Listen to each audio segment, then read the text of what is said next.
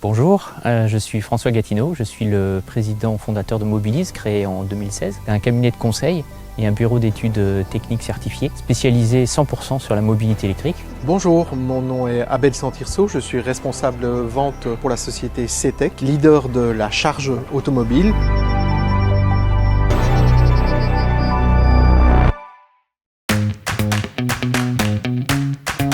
Un véhicule électrique n'aime fondamentalement pas des recharges qui vont perturber la chimie de sa batterie. Donc les recharges rapides ou super rapides sont à éviter. Donc le mieux, c'est de garder un niveau de recharge entre 20 et 80% dans son usage. Ça n'empêche pas, si vous rechargez à votre domicile ou sur une borne de recharge publique en alternatif, de la charger jusqu'à 100 si vous l'utilisez juste après. Pour moi, le comportement idéal est de bien se connaître et bien connaître ses habitudes. Si vous roulez tous les jours sur une même distance du lundi au vendredi, pour aller par exemple de chez vous au travail, vous avez 50 km, vous connaissez l'autonomie de votre véhicule, vous savez parfaitement qu'il ne sera sans doute pas nécessaire de recharger avant mercredi ou jeudi. Privilégiez la charge juste ce jour-là. Les autonomies commencent maintenant à être vraiment intéressantes.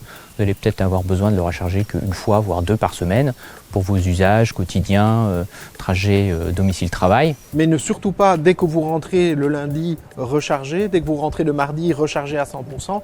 Là, vous allez fatiguer très rapidement votre batterie. Il y a des révisions qui sont prévues. Alors elles sont moins fréquentes que sur les véhicules thermiques, donc c'est un petit peu un problème. Là, les concessionnaires devraient mettre en place quelque chose qui permettrait ne fût-ce qu'un check-up annuel pour vérifier si la batterie va bien. Un véhicule électrique se révise en moyenne tous les 30 000 km avec beaucoup moins d'éléments à réviser. Côté électrique, il y a des choses qui sont nouvelles, évidemment. Vérifier tous les composants haute tension, vérifier le pack batterie, vérifier les circuits électroniques et puis tous les circuits électriques aussi qui sont présents. Ça doit être fait par des professionnels qui sont habilités.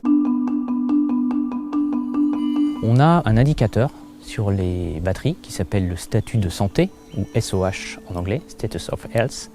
Ce statut de santé permet de déterminer si la batterie a un usage d'autonomie satisfaisant. Généralement, on considère qu'en dessous de 75-80% du statut de santé, la batterie mériterait soit d'être révisée ou soit d'être utilisée pour d'autres usages, par exemple transformée pour des stockages stationnaires.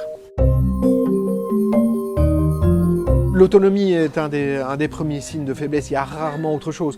Alors, souvent on a d'autres problèmes aussi qui sont liés pas forcément à la batterie lithium.